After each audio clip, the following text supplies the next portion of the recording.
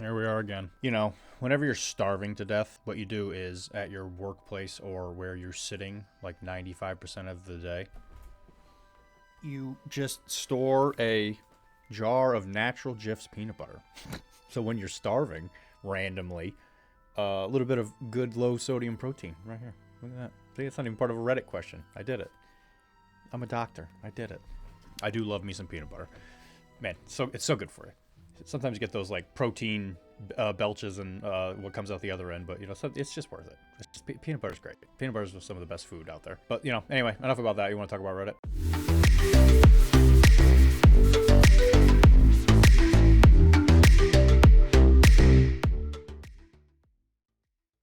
So here we are again. I'm gonna go back to our chiropractic. You know, and I'm sure you've heard of it. The first question that I have found is quite interesting because it's something that comes up quite a bit. I don't know why I'm talking like this, but we're going to stop. Don't worry. It's not going to go on forever. So here's the first question. How do you explain chiropractic spinal manipulation for your new patients?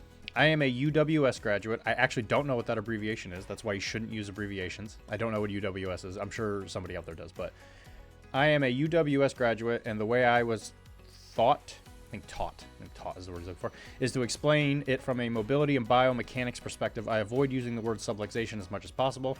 I would like to see how other schools and other chiropractors define spinal manipulation and explain chiro adjustments. When you really boil down the differences between chiros, there's a lot of minutiae that will get, I guess, kind of pulled out of the mud. And I think a lot of times chiros are all saying the very same thing, but will tend to use different words. And I think there's like preferences to which words that certain people tend to use. Some people get offended if you use the word crack. There's a lot of chiros out there that'll kind of get upsetty spaghetti if you use base language, shall we say. And there's a lot of people out there there's a lot of chiros out there that don't really do what you would think of as a spinal manipulation in the same way as one other chiro. And they have all these different like definitions and philosophies, and they all butt up against each other, and it creates a lot of like different problems. There's straight chiros, there's mixed chiros. The thing I always like to tell people when they ask me this kind of question is you can ask 15 different chiropractors this question and you can get 30 different answers. It's really a fertile ground for aggressive discussion, shall we say. But I will say that I think, for the most part, my opinion, is that most chiropractors all are kind of saying the same thing, just maybe using some different words and all that. And a lot of them will also be focusing on different parts of human anatomy and physiology that they're probably more focused on. So a lot of times chiros who are more, let's just say like more like leaning towards like a PT standpoint will probably base their discussion of this question on a biomechanic movement type discourse, shall we say. And so if you have a chiro who's more neurologically based, they'll probably position that same question and answer it in a way that's more focused on the way that an adjustment affects the neurological system. Are any of them wrong? Not really, no. But I do think that it is interesting to think about it from a, you know, answering this question perspective, because I do think that if depending on who you're asking, you're going to get a different answer. So I will answer this question, and I guarantee you it would not be very hard to find a chiro who might say something completely different. But in all essence, if you were to really like get into a room and talk about it, it probably would be pretty similar in many ways. I'm sure there are people that'll argue that, and other chiros who will probably just hate me for no reason. Well, whatever. I mean, it's up to them. Obviously, we can't all be friends, as I like to say. The way I describe this question is I'm going to describe it from my point of view. And if there's another chiro out there who maybe words it a little bit differently, I wouldn't, or maybe you ask your chiro the exact same question and they answered it in a completely different way. Doesn't necessarily mean either one of us is wrong. It just means that we tend to come at a lot of the same problems potentially from different vantage points, which is not bad. I was about to say it's not good. It is good.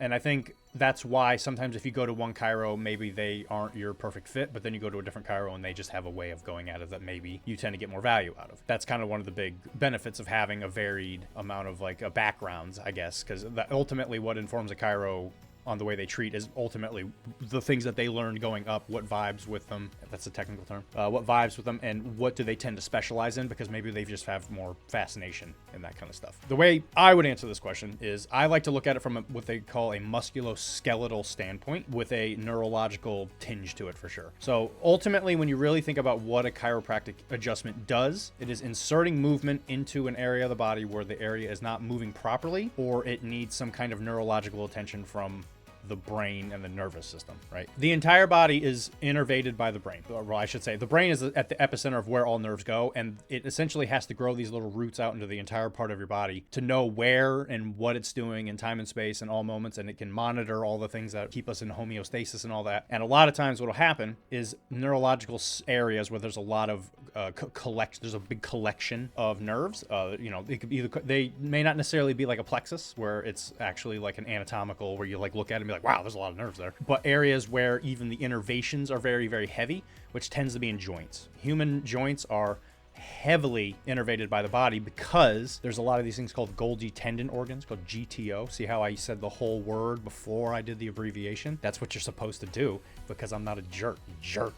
Jerks, stupid abbreviations. And so these Golgi tendon organs, what they do is they'll detect how stretched out a muscle is, and it's like a little pressure sensitive gauge. As I extend my arm, the Golgi tendon organ, based on the amount of pull that is on it, will tell you without looking at where your hand is.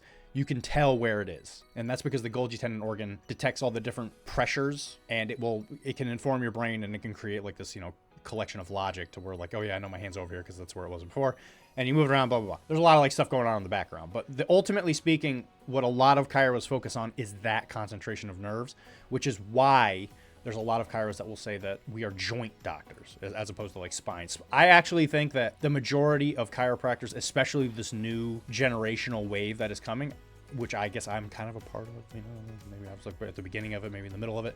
But I do think that ultimately speaking, chiros have started moving away from being the spine doctor. I do think that that's not nearly as much of like a ubiquitous term for a chiro anymore. A lot of us are moving into more of a musculoskeletal or a neurological point of view. And I think that's good because I think being limited to the spine is very limiting to the profession for sure.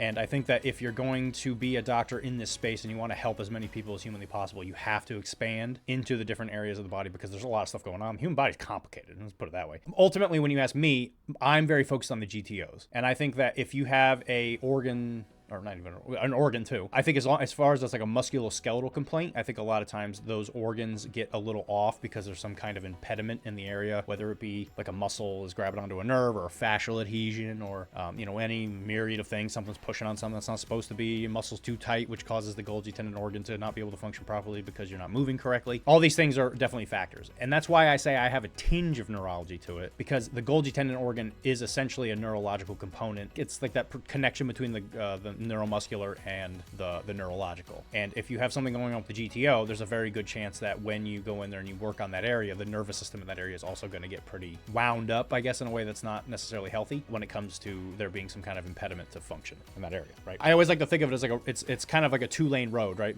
Information goes down the nerves, information goes up the nerves. And at any point, if you bump into something that is causing that flow of information to become impeded or not to work properly, something can go wrong. Now, the closer you are to the brain, the more widespread it'll be because at that point you're closer to the waterfall as it comes down as opposed to it going towards like out into like a little like what they call like a tributary branch of like a river or whatever. And that's the way I like to think of it is the closer it is to the center, the more likely it is you're going to have like a whole arm having a problem. So if you have like something in your neck, the whole arm could be implicated in something not working right because it starts here and it works its way down as opposed to, let's just say you bang your wrist really bad. It'll be local, but then it probably is only going to go up or further out into the hand. And there'll be a little bit that goes back this way. And that might just be because of the difference in the way you're moving, but there's definitely some implications for it to go back up and down. But it's the further away from the spine it is, the less likely it is to affect, let's just say, the other arm, right? So if you hurt this part, your neck, it's a possibility that both of your hands start to hurt because the river is closer to the source is getting impeded. While let's just say it's one area of the spine grabbing like a spinal nerve, it's more likely to only go to one side, right? And again, there's a lot of nuances to that kind of stuff, but that's generally at its most basic component what it is that I think of when it comes to like the neurological component as it combines with like the musculoskeletal system. So they have to work hand in hand. You can't have one without the other. But I find that most of the time the way we adjust, so that's the backstory of this question. So if somebody were to come in and can you explain a chiropractic spinal manipulation for me? Ultimately, what I would say is I don't really like the word subluxation. I find it's very much tied to old chiropractic lingo. And I think that the word itself is fine, but I think in some ways it's kind of trying to sound fancy where it doesn't necessarily need to sound fancy. If someone who's just like a regular Joe were to come to me and be like, hey, what are you doing when you're doing all this? I'm not really throwing around the word subluxation. I could use the word subluxation. They might know what that word means. Subluxation actually has a different definition in the medical book. So if they hear that word and then they repeat it to their MD, all of a sudden now we have this kerfuffle because their MD is like, oh, it's not a subluxation. It's just a word that ultimately has a definition and has a meaning. But ultimately, if I'm not talking to somebody who is as versed into the chiropractic philosophy as me, it's kind of fruitless to try and use the word. So if somebody comes in and I say, you know, they're like, hey, what are you doing this adjustment? And I say, I'm going to find an area that's not moving right. We're going to move it as gently as possible. We're not going to like force something that doesn't want to move in a productive way, shall we say. We don't want to cause more damage. That's first thing with our oath, do no harm, you know? When you have people asking these kinds of questions, they're wondering like what is happening. And I ultimately say, something's not moving, we're going to move it, and it's going to free up all the different things in that area. And it's going to help retrain the nervous system in that area, and also all the way up and down that same river that we were just talking about, that road, because the river's only going one way technically. It's going to help train the things that are attached to that nerve. So that's why when you go to a chiropractor, we like to adjust necks and we like to adjust low backs and all that, because ultimately speaking, what it does is help regulate all of the stuff that goes downstream from wherever that nerve root is, right? And so if you have something going on in your neck, a lot of times it'll work its way out into the shoulders. You know, there's like myriad amounts of different situations, right, where you're like, yeah, my neck hurts and I can feel it going down into my shoulder or into my shoulder blade or whatever. When you go in there and you put movement into those areas, it helps reduce the tension because it allows muscles to return back to the normal function. Because a lot of times the muscles are freaking out because they're trying to pull your bones back in place or hold them still so that they don't bother your nervous system. And ultimately speaking, that's exactly why they can't go, you know, there can't be one without the other. And I think only focusing on one thing is a fool's errand because you'll miss something. So if you're only worried about doing the PT side of it, right, where you're only worried about doing the exercises to reduce the tension on the bicep or blah, blah, blah, whatever, I think that if you don't also focus on the neurological component of, oh yeah, the nerve that goes to the bicep starts in the neck, right? And if you don't get both sides of that coin, then you're only looking at one side of that coin. And I think ultimately that's the beauty of chiropractic, is that we are in a perfect position to be in that area of the medical field where we can address both sides of that. And I think a lot of PTs also can do that stuff. There are PTs that do adjustments. They're a little bit different than ours, and that actually might be an interesting video to do on our own, because there's this difference between like short and long lever type adjustments. Ultimately speaking, whatever, like I don't really care about the differences myself. But I will say that there are PTs that will do that, and when they do those kind of long lever adjustments, they're trying to do the same thing. They're trying to reduce the amount of stress that's on the nervous system, but they also have different ways of doing it. There could be like dry needling, it could be EMS, it could be electric muscle stimulation. Sorry, I said the abbreviation before I said the actual thing. But, you know, they have different ways of doing it. And I think that chiropractic, funnily enough, is probably one of the quicker ways to get results for it, which is why I think, and I'm very heavily biased, that's why I prefer chiropractic to PT, at least for that kind of stuff, right? And if it's a deconditioning thing, chiropractic will help, but I feel like it's the exact opposite of what I was just saying, where if somebody were coming to me with deconditioning, adjusting and all that will help excite the nerves that help those areas get bigger or to keep them stable and all that. But you should ultimately, I think PT is probably the more preferred side of that coin, right? And I think that's why PTs and chiros always work really well together, because even if they work in the same office, what could happen is somebody comes in and gets adjusted and they're like, oh yeah, I feel loose. And then they go to the PT and then they work out, and they're generally speaking much more stable and their movements are much more modulated, which I think is very important for PTs to work with. It's a very complicated answer for a very simple question. So what I'll say is there's some stuff in here that I think defies explanation, because I think that there's just too much nuance to it, as opposed, because every single time you ask this question, it has to go through the filter of the chiropractor you're asking the question for. What I always like to think of is, what is the elevator pitch? If I was in an elevator and someone walked in and we have like 10 to 15 seconds of somebody being like, oh yeah, what is it that you do? And I'm like, I'm a chiro. And it's like, oh, you know, I've always wanted to go to chiropractic. What is an adjustment? I'd say we are going in there and we're going to move stuff that is not moving properly in order to reduce the amount of interference going on in the spinal system, so that everything upstream and downstream of where we adjust has a better chance of moving more healthy, right? And your body's able to heal it better. Right. That's my personal philosophy. And I'm sure there's a lot of people out there that will have a different version of that similar story, shall we say. And again, I don't think any of them are wrong, and some of them are probably a heck of a lot smarter than me. They might be able to describe it in a way that doesn't seem so through the words of a goofball like me. But I do think that it's important to realize that there's a little bit of, I don't think we really call it bias per se, but there's definitely a bit of different perspectives that I think just needs to be, just keep it in mind, you know? It's not a bad thing. So the first comment We're putting movements into areas where movement is lost. The term subluxation is controversial because it brings emotionally charged theories and feelings for some reason. I tend to think that what I'm doing is restoring motion to restricted joints that leads to decreased pain, spasms, and tension that ultimately desensitizes joints and the body to let it heal more so than I think I'm realigning the body. But if patients want to use the term alignment, I don't argue with them. Heck, it took me years of school and post-grad work to really appreciate the value I can bring to someone that I don't expect patients to fully understand chiropractic after 1 or 2 adjustments. Yeah, you ain't wrong about that. On a completely different spectrum, explaining maintenance adjustments to a hardline medical PT professional is difficult because they don't think about the body in ways that we think about it. Oftentimes, they're really only concerned about with objective pain numbers.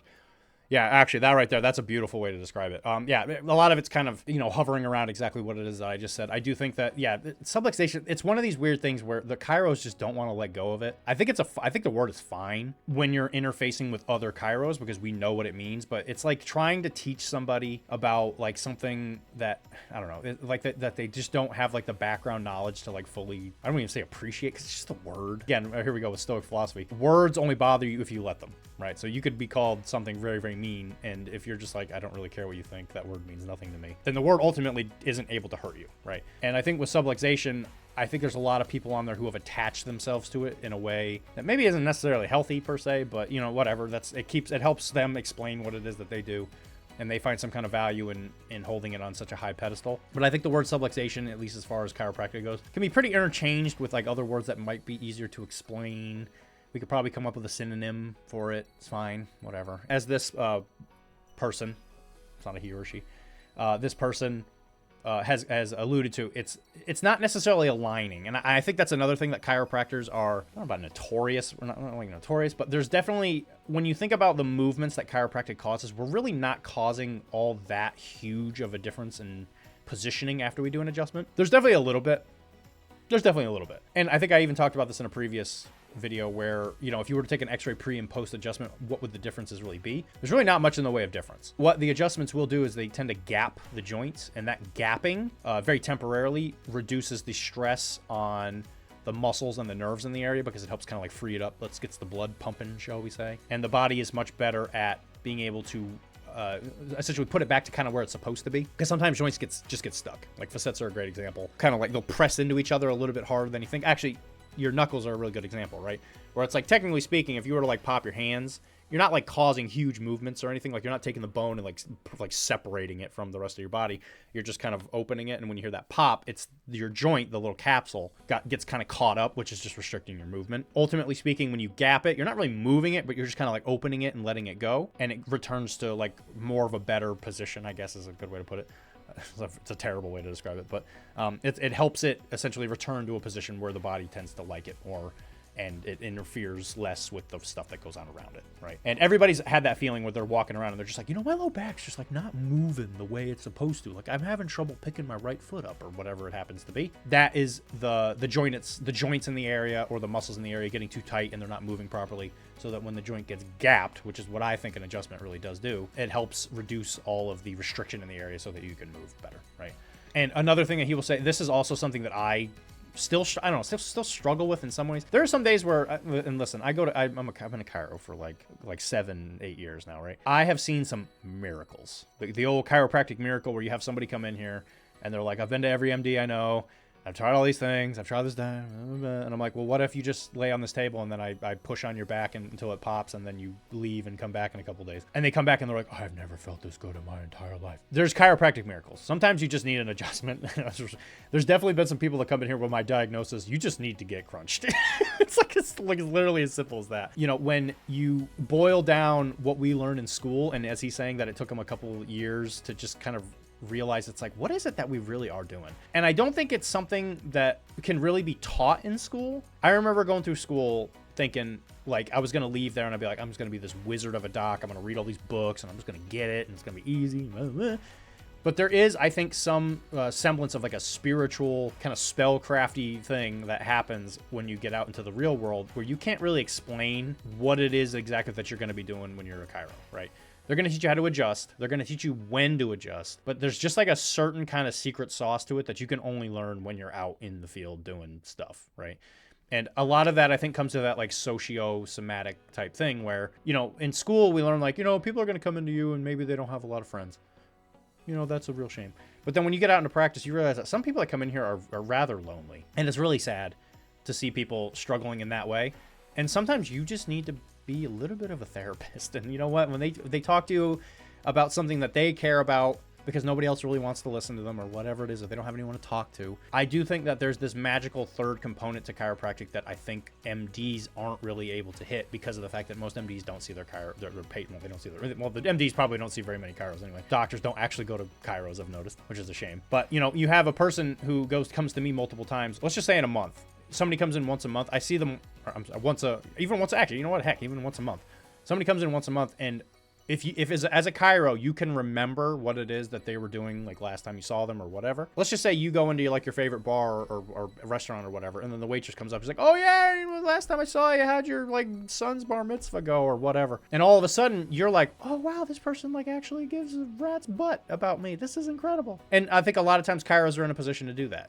And I think that's as important to the chiropractic adjustment as the actual physical push. Sometimes it feels good to feel good, you know?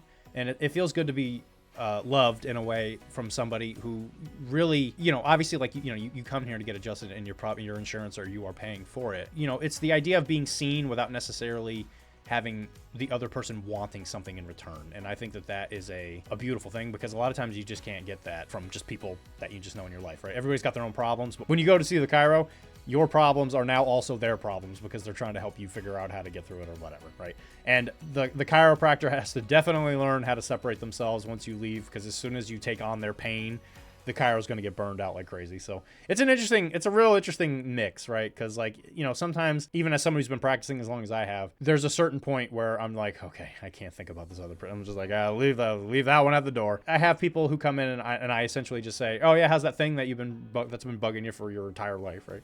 They're like, oh yeah, you know, it's going this way or that way or whatever. And I'm like, all right, well, just lay on the table, blah, blah. And just bringing it up sometimes it just helps them vent.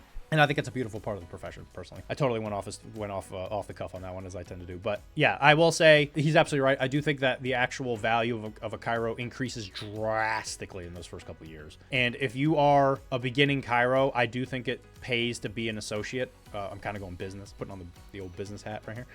If you are a chiropractor, I think it does pay to be an associate for the first couple of years, because when you first get out of school, you're probably just an adjustment monkey, as I like to call it, because you know how to move joints, you know how to gap joints, you know how to crunch things, you know how to do exercises, blah, blah, blah. But that third magic component part is not there yet. Not everybody needs that third magic component, which is why being an associate is good, because, you know, if you work with another chiro, not only can they teach you how to do those kinds of things if they're a good mentor, of course. Not everybody's a great mentor. You know, if you have that opportunity to learn that, it's a lot easier to pick it up a lot quicker than if you were just out on your own. And also in today's economy, I'd be shocked if somebody right out of school could afford their own place, because it's crazy. The very last part of and I'm really focusing in on this because again, it's interesting to see them back me up in a very similar ways. And his idea of the maintenance adjustment is something that is a very controversial in the ways of people who don't want to go to chiro. It's one of the main arguments of people saying, like, you shouldn't go to a chiro because they're there to do this thing and take advantage of you and mug you in the streets, and they're evil, blah, blah, blah, blah. Well, because the idea is that the stresses that happen to the human body are myriad. As soon as you leave this office, a million different things could happen. You could go into the parking lot and miss the curb, and you kind of stumble and you hurt your ankle, and you might not even feel pain about that. What tends to happen is that the body will have some kind of insult on it, and you won't even really notice it being an issue unless it's a little bit more on the blunt trauma side, until like it could be years down the line. But when you go to a maintenance adjustment, what tends to happen is that not only do you become more resilient because your neurological system becomes a lot more like robust, and it's able to kind of roll with the punches a lot more, it helps you head those issues off at the pass. Not only does being adjusted help you reduce pain, but it also modulates your movement in a way that is healthy. And there's been a research out there, and I don't remember if I put it in the last episode, but there was proof saying that if you get your neck adjusted, what happens is that your neck movements become not quicker, but they become much more stable. Ultimately, when I try to describe why it is that chiropractic is important, is let's just say you're out and about walking around after you just went to the gym and did a leg day or whatever, right? All of a sudden you have very tight hamstrings because of the fact we sit, or because of your workout, and you bend over to pick up your sock and then your back explodes. What would have happened, and hypothetically, and this isn't like, don't go straight to the chiro after time you work out, right? But let's just say you had gone to the chiro right after the gym, and you had your legs stretched and you had your low back mobilized and blah, blah, blah. Then you go home and try and pick up that sock. Do you think the same thing would have happened? I don't. And that's the beauty of the maintenance type adjustment is when you go to us, you essentially just get the screws tightened and or loosened, I guess, in this analogy. But getting a maintenance type adjustments helps prevent further injury later on. And it's a beautiful thing. Prophylactic chiropractic is the best. It will definitely extend your life. If not your life, it'll definitely extend your quality of life. I'll tell you that right now. And I think to myself, if I didn't get adjusted once a week, I would be miserable. I would not sleep as well. I would not be moving as well. And I would sure as heck not be as happy as I generally speaking am throughout the day. Alrighty, the next question, or the next comment. I can speak English, I swear I can speak comment. Don't look at me. All right, here we go. Through daily activities, injury, and repetitive motions, sustained postures, your joints can get jammed up and stuck. When that happens, the areas that aren't moving well pass through strain along to the areas that are, and they begin to get irritated. Kind of like a group project. When one person gets stuck doing all the work, they get upset. As a chiropractor, it's my job to find the stuck joints that aren't doing their fair share of the work and adjust them to make them move properly again. That helps redistribute stress along the spine and everything calms down. It's more complicated than that, but that's the easy version. Does that make sense to you? Great. Let's get you on the table and see what's going on. Let's get you on the table, baby. This meets patients where they're at, gives an example that will make sense to them and avoids too much technical jargon. You'll want to eventually get experience reading people and how they communicate. I talked to an engineer in more detail, a mother of four in a more reassuring tone, and a mechanic with mechanical analogies, etc. That's a beautiful way to put it. Absolutely, that is exactly what you need to do. You need to be able to read the room. If you want to be a successful chiropractor, you have got to be able to read people. If they're going to come into your office, again, if you have an engineer, you might be able to be like, listen, your spine is like a skyscraper. And each of these little things and the rivets and and they'll get that. If you come into your office and you're going to see the mother of four and you're talking about like your body's like a telescope and there's like all these lenses and these things and the electron, and they're going to be like, I don't know what you're talking about. I hurt when I pick my kid up. Please don't hurt me. It's essentially, it's like, you know, it's important to be able to know exactly how to talk to people. You're going to have to determine who's more like I'm going to use these words in a not accusatory way, but you have your more like alpha personalities, you have your more like beta personalities, you have your more technical people, and you have your people that just like nice simplicity. And these four things will mix. And it's very much like just a variability of who it is exactly that's coming in.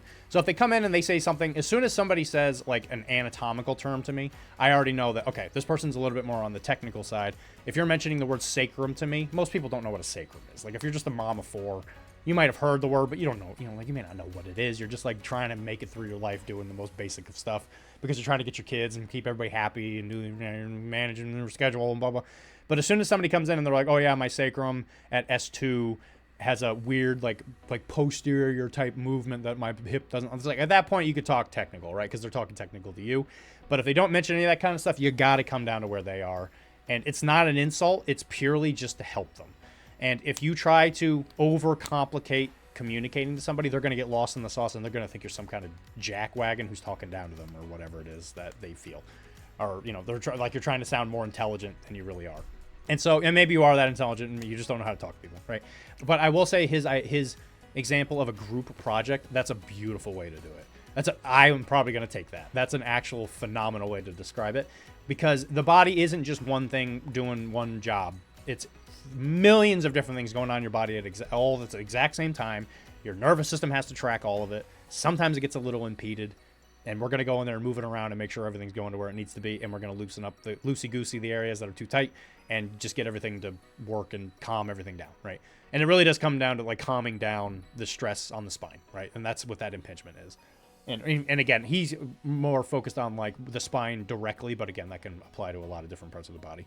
The spine just happens to be where most, if not the biggest parts of the neurological flow tend to happen, right? Because it's the gateway. It's the main highway all the way up to the spine. So that's an absolutely beautiful way to do it. I'm probably going to take some notes from that one. That was actually pretty smart. All right, and here's the last one I'll do for this. Same here, honestly. Early on, I used the whole alignment / subluxation explanation because that's what I was taught, but patients either get confused or anxious. Now I explain adjustments as restoring motion to stiff joints and helping the area move function better. Feels way more genuine and patients seem to understand better. Right, exactly. Yeah, it's exactly what I was saying. The word subluxation, chiropractic adjustment, they're just like fancy words. They're like $5 words where you just don't need to use them. Like, I guess adjustment, not necessarily, but the idea of like alignment and all that, it's like people don't care. Like the patients that come in, the school teaches you thinking like, oh yeah, the chiropractic philosophy is king, and everybody's really invested in this idea that everybody's going to think this exact thing, and they need to understand the chiropractic universe when they come in. They don't care. Some might, in the most basic of ways, care about what it is you're talking about. They just want to know what is going on in the most basic of terms, and if they want a more complicated explanation, they'll just ask. It's quite shocking. You're going to have a lot of time with these people if they lay on the table and they're like, you know what, doc, I was reading some research or whatever, I saw this article on Facebook that said that the chiropractic adjustment helps with the subluxation. What's a subluxation? Then you talk about subluxations. No, they don't care. They do not care about what word you use. And if a chiropractor is stubbornly refusing to not move on from the word subluxation, then I don't think it's like there's no winning, right? It doesn't help anybody. Will I blame anybody for not wanting to let go of their chiropractic roots? Of course not. Like, if that's your personal philosophy and you find that word really does add value to the people that you treat, great. Awesome. In my area, that's not the case. I don't think talking about, and I treat an area that is filled with very intelligent people. I will say the Massachusetts education system is above average. Let's put it that way.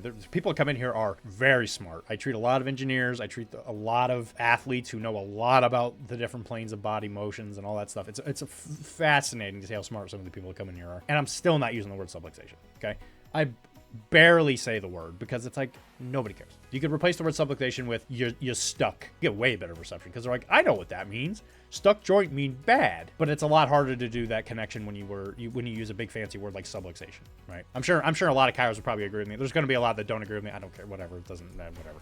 All right, I think I said that was going to be my last comment. No, this one hit the corner of my eye. I got to read this one. 10 years graduated, been teaching hands-on ortho and adjusting labs part-time for 6 years. I don't use subluxation in my patient care / education. Students have asked me how much chiropractic philosophy I bring to my office. I tell them most or pretty much all of our patients don't care about that stuff, just if you can help them. I can pick up on vibes of some patients and get into what if I want to, but movement restriction is my main reasoning for adjusting. Then I say the adjustment sends signals to the brain and back to release chemicals that relieve pain, reduce tension, and restore range of motion. Keep it simple. Yeah, couldn't have said it better. And I probably said that in a much stupider way, but yes, that's exactly what's happening. They don't care. They do not care what words you use. Just focusing on the movement and how it benefits them is absolutely king if you want to survive as a chiro. And I know some graduates that graduated with me who were so hell-bent on teaching people the deep eccentricities of chiropractic philosophy. There are chiropractic philosophy books. They're called the Green Books. They're written by Stevenson. They are fascinating to read. They're absolutely amazing. I will never, ever trash talk chiropractic philosophy. It is beyond fascinating. It is some of the most interesting stuff I have ever forcefully inserted into my brain with my eyes while looking at a book. And I still am not going to talk about it with most other people. So, it's kind of like Stoic philosophy, right? Like, there's a lot of Stoic philosophy stuff floating around in my head, but I bring it up when it's pertinent. Like, if you have somebody who specifically cares about that kind of stuff, it's a lot easier to bring it up. But if you're out there and you don't know what these words mean, it does not pay to talk about it. I'm going to leave it at that. So, boom, we're going to go to the next question before I have an aneurysm. Okay, here's the second question. Why is saying hi to new people so hard?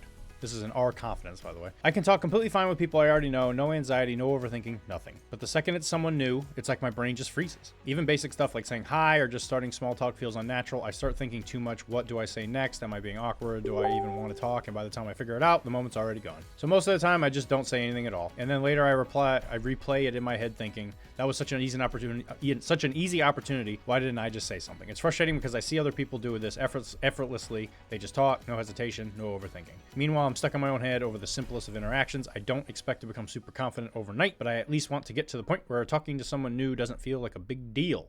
If you used to be like this and got better, what actually happened? No theory, but real things that made a difference. Okay, so why am I talking about this as far as like chiropractic goes? I will say, without any doubt in my mind, that America, at least America, I don't know about the rest of the world. I'm sure the rest of the world has base problems of this as well in the first and second world countries for sure. There is a loneliness epidemic going on, very much so. People are scared to communicate with each other in a way that could be considered the most innocent of ways. There's a variety of reasons. Legal stuff is one way, is one thing to do with it. There is an isolation of people because there's so much of a over-reliance on technological type stuff. So it's like, you only talk to people who you can text or message through Facebook or whatever. And what tends to happen, especially as kids who are very young, kids who are very young are supposed to interact with other kids because when they do that, they learn, their brain, while it's developing, learns how to read and interpret facial expressions and muscle movements from other human beings that they're talking to.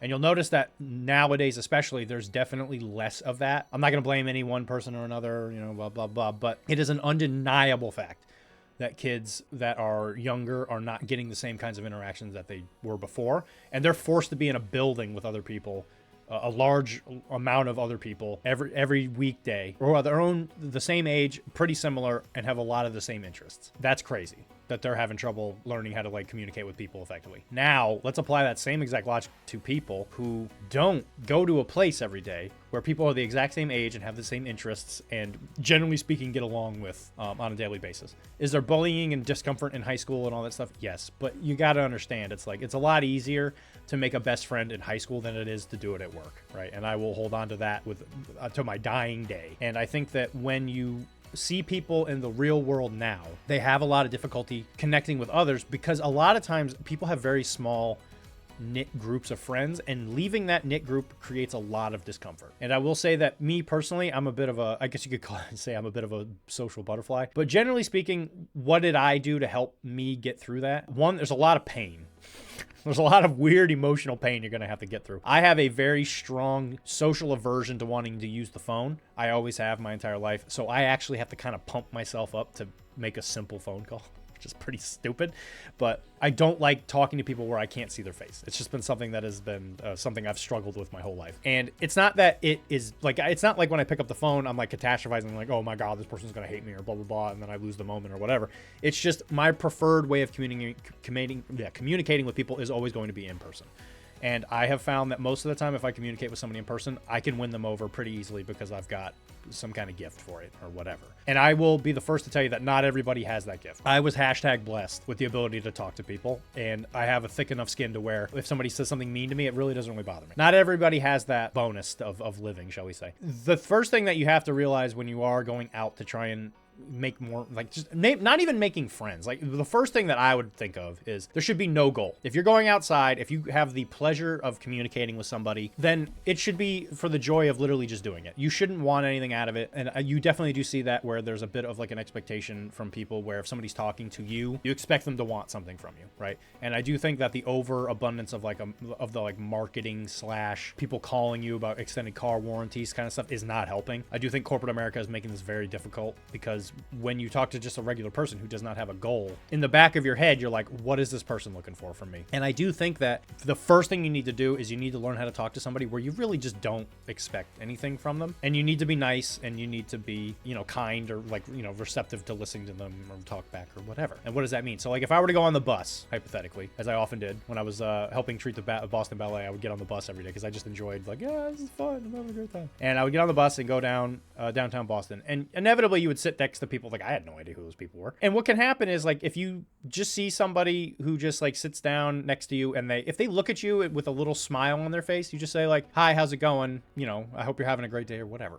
Something so innocent where you're clearly not looking for anything. You're literally just trying to connect with that person in a way where you are not a faceless automaton.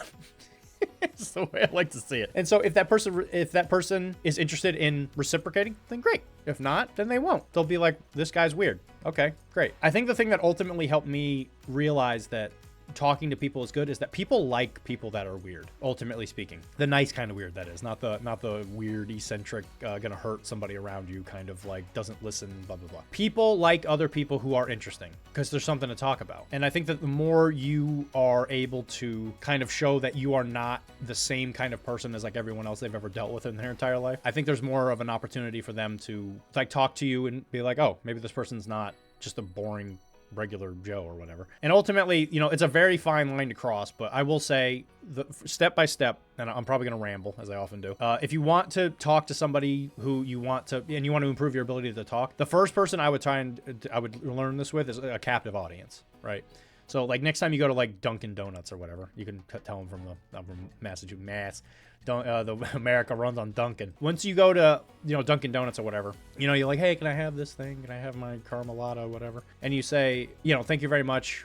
By the way, I really like your shirt, whatever, some kind of compliment. And if they don't answer back or they're just like, yeah, thanks or whatever, great. You've succeeded in this interaction because now you're going to be able to say those kinds of things a little bit more naturally.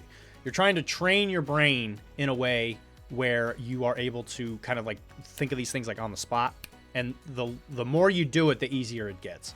And I forget exactly what it's from. It's from a book that I never actually read, but there was I read this description of some of the strategies you can do. And what happens is that when you're meeting new people, there's this level of fear. So like the second thing that I would start working on is trying to overcome that fear by thinking, what is something that I could ask them that where you have to like train yourself to like think like, I don't really give a rat's butt what they think of me, right? And the book suggested, well, every single time you go to a place where you have to pay them money, just say, can I have 5% off of whatever it is? So like I go to Dunkin', I order my frozen raspberry coffee thing. I love raspberries, by the way.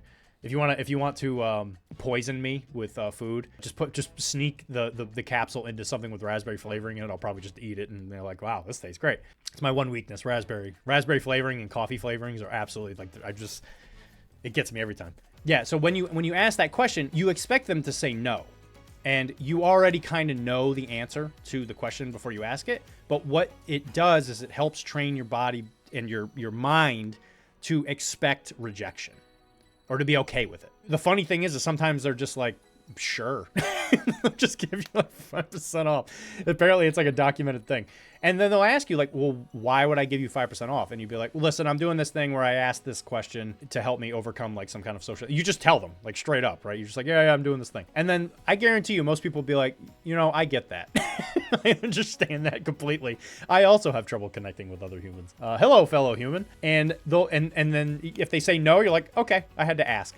And if you do that for like a week, I guarantee you by the end of it, you're going to be like, yeah, I don't care. It's fine. It's so much easier to deal with like the rejection, right? And ultimately, I think that's what people are scared of when they talk to other people is they're scared of rejection. They're scared of like not having like that reciprocated interest in like getting to know each other or whatever.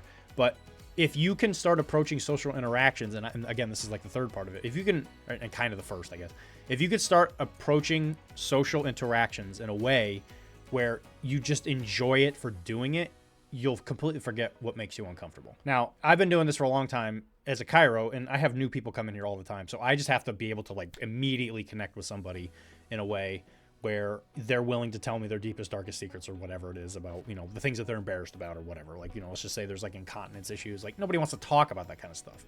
But it's very important for what I do as for work. So you have to immediately establish a level of trust. I am lucky because I have been training myself on a daily basis on how to do that kind of stuff. There's a lot of people out there that don't ever really get that opportunity. And ultimately speaking, what you need to do is you need to create those opportunities to where you can bumble your way through the first couple in order to learn how to do it more naturally later on. And the earlier you learn how to do this, it's going to be so much better. And I'm not like a social like coach or whatever. I'm not like some moral authority on like what it is you can and can't do when you go out to talk to people or whatever, blah, blah, blah. But I will tell you right now, the more you train yourself, your social interaction is definitely a muscle, and the more you train it, the more you're going to be able to talk to people more effectively, right? And a lot of it just comes down to just don't care if reciprocated or not. It's kind of like just tossing a football around, right? Like you're with your friend and you're just talking about whatever, and you toss the football at him. That person has to throw the football back, or you won't be able to throw the football back to him, right? I don't know if this analogy makes any sense. So you throw the ball to him, and if they don't throw it back, then you're done. It's over. And you're fine with that. Now you just don't have the ball, which doesn't really add or take anything away from your life or whatever. And I think that this works for just talking to regular people, but it's so much more important when you're like talking to somebody that you are interested in like in a romantic sense. So if you want to ask somebody for a date, there's a good chance they're going to just say like, no, because I have a boyfriend or because, I think you smell funny or whatever, right? And you have to be okay with that because only you can be okay with it. If the other person is asked a question, like, I think about, I used to work in the deli of a Publix, right? And me and my friend were talking about this kind of very social, this very thing. And I must have been like, oh God, I must have been like 23 or something like that. And we were cutting fruit in the back room, and we had like this window where people walk by and they pick up the fruit and they're like, oh yeah, can you cut this or whatever, blah, blah. So we were kind of socially interacting with people while also like in our own little like secluded thing. So it was kind of like an interesting way to like train ourselves to like kind of be like socially isolated while also being like exposed to the general public. Anyway, so I remember us talking, and he said, yeah, talking to other people is weird because women, because naturally speaking, if a guy starts talking to a lady in compliments or whatever, like I was saying, there tends to be like this idea in the back of their head, like, oh yeah, this person's looking for something, right? I said, well, if you compliment a lady and they don't accept it, that's more on them. It's not necessarily, again, depending on where you're coming at from, like why you're giving somebody a compliment, if it's like an authentic compliment or not. If you're a malicious you're a big jerk, you're not a part of this conversation. Go away. But if you have somebody who you legitimately have like some kind of thing where you like compliment them, be like, oh wow, I really like your dress, or oh yeah, you know, you like your hair, or did you get it done recently, or whatever, you know, thing. If you ask in an authentic way, I guarantee you they're much more receptive to it, because there's just like a different tone to it, if you know what I mean. If you know what I mean, then you know what I mean. If you don't know what I mean, then you probably don't know what I mean. You probably need to work on your social muscle skills. You know, if somebody comes in and you can give them an authentic compliment on something, if they don't accept it, that's not you. That is a inability for them to be able to interact with that. And that might be because they're at where you are in this kind of social interaction type stage of training, right? And it's fine. It's okay to not be on the same level as everybody else. But I guarantee you, if you try and socially interact with other humans, you will get better at it. As long as you keep an open mind to why it is you're doing it, what does and does not work. If you say something weird, like maybe don't start with, hey, you know, I was smelling my feet last night and it was really weird. Can I smell your feet? That's creepy. Don't do that. That's bad. And if you do that for your first one, don't do it for the second one.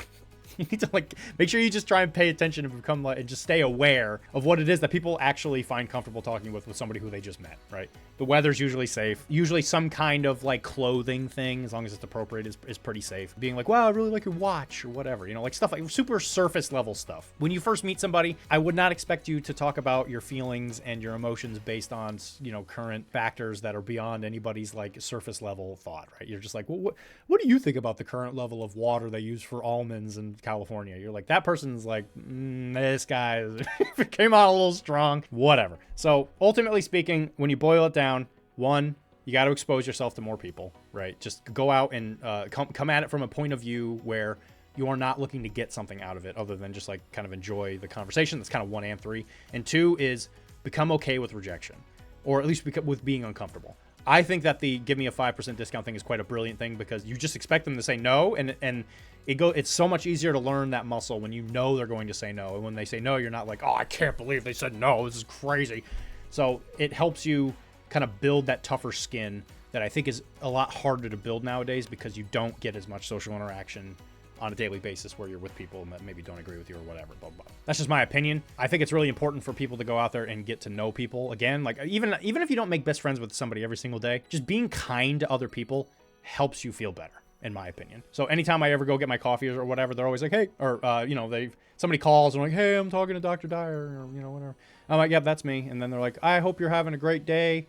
My name's Lisa, and I want to talk to you about this thing. Or you know, are you having a great day? And I always respond with this. It's an absolutely brilliant thing to do. I guarantee you, if you say this to people, they will smile. It's impossible. Let me rephrase that. It's highly unlikely that somebody hears this and they're not like taken aback by like, oh wow, that's kind of weird. If somebody ever asks you how you're doing, you always say, I've never been better in my whole life. And I guarantee you it will completely interrupt their train of thought of like whatever the next recorded thing in their head they're going to say. And they're going to say something like, wow, that's incredible. I wish I was that good. Or, oh yeah, you know, it's great. Well, let's make it better or whatever. And that's the kind of stuff that if you can add a little bit of levity and a little bit of joy to somebody's life, again, just to do it without having like a background reason for doing it, I guarantee you people are going to want to talk to you. It's just the thing. And spreading joy in the world without any kind of like expectation going on in the back of your head, I guarantee you will learn how to talk to people better, because that's what people ultimately want. People just don't want to be taken advantage of. And the world has created this environment where that is not necessarily something you can expect from somebody that you talk to, right? Thank you, corporate America. I love you know, the way the world works as in regards to like people starting businesses and all that kind of stuff. But when you have people randomly calling you to try and take your money because of a scam or because of like, yeah, again, you know, it's almost always a scam, or somebody who's just looking to like upsell you on something. It's just like, it's exhausting to constantly be like, no. And you just immediately shut it down, and then you start doing that for people who don't necessarily deserve it, at least on surface value, right? That's probably a poor explanation for that kind of stuff, but it's just something to think about. All right, first comment. Last week, I actually introduced myself to a lot of new people for the first time by myself. Usually my partner is there to help, but he wasn't. For me, dressing well and feeling confident in my own body first was my first step. Next was recognizing that no one hates you or thinks you are weird from an awkward first conversation. Most of the time, people also don't have much experience introducing themselves, just like us, because of the digital age, right? And I couldn't have said it better myself. So what I did was smile and say, hi, my name is blank. Then connecting back to why you're both in the same place. I really love this club today as my first event. What about you? If they are a good conversationalist, they will ask questions back. If not, they will respond. But you could tell if they are interested in keeping the conversation going because of their body language. Yeah, that's exactly what I said. A key thing for me was being okay with the silence and having a pause for them to respond and think, I'm still working on this, because for some reason pauses give me anxiety. Yeah, and I think that the pause could potentially bother you because it is like an interpreted rejection where you say something and they're just like, oh wow, they really hate me because they can't even respond to what I'm saying. Sometimes people just need time to think before they talk, especially with somebody they're not familiar with, because again, they're trying to protect themselves, I think, in the background. Yeah, that's a great way to also look at it, is trying to make yourself feel confident. If you go to the gym and work out a lot and you think like, yeah, I'm hot stuff, everybody loves me, I'm a ladies man, then it's a lot easier to talk to ladies because you already think like, oh yeah, like it's fine if they don't want to necessarily talk to me. I'm the bee's knees, baby. It's a lot easier to do that when you feel much more confident, which is why the confidence of like a younger person can kind of be interpreted as being a bully, which, you know, again, there's a fine line there, right? Somebody could have a lot of confidence and they might necessarily not necessarily be bullying, but they might just kind of like not be down for nonsense or whatever. I don't know how to say it, but I would say that that's a really good way to go about it. A lot of similar thoughts on that one. Yeah, and again, the whole like passing the ball back and forth thing. If you throw them the ball and they don't want to throw you the ball back, you just got to be okay with that. And that's a great thing to build like the muscle for. Just build a tougher skin, I guess, is a good way to put it. Because they don't necessarily like hate you. And first of all, why does it matter? Someone that you meet, one person, like you meet this person one time in your entire life and they don't like you, who cares? Who cares? If they don't like you, great, whatever. You tried and then they didn't try back. That's not a representation of you. That's a representation of them. And if you're going at it with goodness in your heart, then I don't think anyone has the right to say like you're doing something wrong or whatever. But whatever. Again, there's a lot of opinion based on this. All right, next one. Rejection sensitivity and being neurospicy. I love that comment, neurospicy, was the cause for me. Hi. Also isn't the greatest segue to deeper conversations. The tendency is just to respond hi back, and then it's back at you to figure out something better to say. Yeah, right. Much more effective to compliment something they have control over or some appropriate to the situation. May I? It's either flattering if you give this person a space to set a boundary with you, which feels safe and considerate. Yeah, and like I said, a lot of that initial hesitation with trying to communicate with somebody is again because you're kind of like in this mode of like, what does this person want? And I think if you ask for consent is like the most beautiful thing in the entire world. If you went up to somebody and just said, may I talk to you about how lovely your dress is? I guarantee you they're much more willing to talk to you than they are about like you, again, going on some weird unhinged rant about something that nobody cares about, right? You're like, well, I'm going to talk about my butterfly collection. Yeah, I will agree. Hi, not great. It's just kind of like it's just like making noise. And again, because when you say hi, you may not necessarily have broken through the barrier of trying to just like enjoy the conversation. Honestly, I enjoy talking to people. I think if you enjoy talking to people, it's a lot easier to learn these things. But yeah, all right. It's a nice simple little thing there. And we got one more. Yeah, this is way more common than it looks. The reason it feels so hard isn't because you don't know how to say hi. It's because your brain treats new people like a small social risk. Boom. Couldn't have said it better myself. So it starts running all these checks. What if it's awkward? What if they don't respond well? And what do I say next? And by the time it's done thinking, the moment is gone. People who look effortless aren't thinking less because they're better. They've just trained themselves to move before the overthinking kicks in. That's a beautiful way to put it. Yeah, that's a much more non-stupid way to describe it. Thank you, random Reddit user. I used to freeze like this too. What helped wasn't trying to be smooth or interesting. It was making the first move stupidly simple and automatic. Like I removed the thinking part. For a while I had a rule. If I make eye contact or I'm near someone, I just say hey or what's up without planning anything after it. No script, no next line ready, just that. Half the time the other person carries it or it naturally dies. And that's fine. You realize nothing bad actually happens. Also, stop putting pressure on the interaction to go somewhere. Exactly. You just got to be okay with them being like, I don't want to talk to you. Please go away. Most conversations with new people are short and slightly awkward anyway. The goal isn't to impress. It's just to get reps in. Another thing that helped was using the environment instead of my brain. Comment on something around you, case, class, place, situation, anything obvious. It removes that what do I say next pressure because you're not inventing conversation. You're reacting to something real. And yeah, you will have awkward moments. That's not a sign you're bad at this. That's literally how you get better at it. Exactly. The people who seem natural just stop caring about those moments. Exactly. If I had to break it down simply, don't think past hi or just say it. Let the conversation be imperfect or short. Use what's around you instead of overthinking topics. Get reps instead of waiting to feel ready. You're not stuck. You're just hesitating at the first step. Once you start moving a bit faster than your thoughts, it gets a lot easier. Yeah, again, that's an absolutely wonderfully succinct way of putting it. I think a lot of what I just said pretty much mirrored in that comment. You just have to kind of get past the weirdness. And that's why I find most people I think it pays to be a weirdo, in my opinion, where you have the ability to just talk to somebody, not care what they think. And if they start to care about what you're saying, well, then maybe you start investing a little bit more like energy into these people or whatever. And that's why I say the captive audience is probably a little bit better to learn some of these things about like don't bother them, don't heckle them, don't force them to talk to you about your stupid whatever thing you want to talk about. Just be like, yeah, let me try and improve this person's day by being nice to them or giving them some kind of compliment or doing the 5% discount thing. That one kind of, I could see how some people might feel that might be like heckling or whatever, but I think it makes an interesting little funny conversation that helps set you up to improve your ability to be okay with rejection. And a lot of it, I think, just comes down to that. Just work on your ability to be okay with somebody saying, I don't want to be your friend. And that's okay. There's nothing wrong with that. You don't need to be friends with everybody.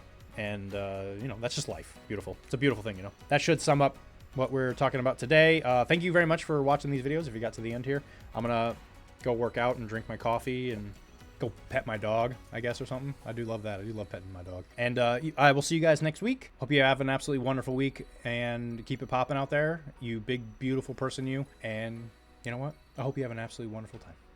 I'll see you later.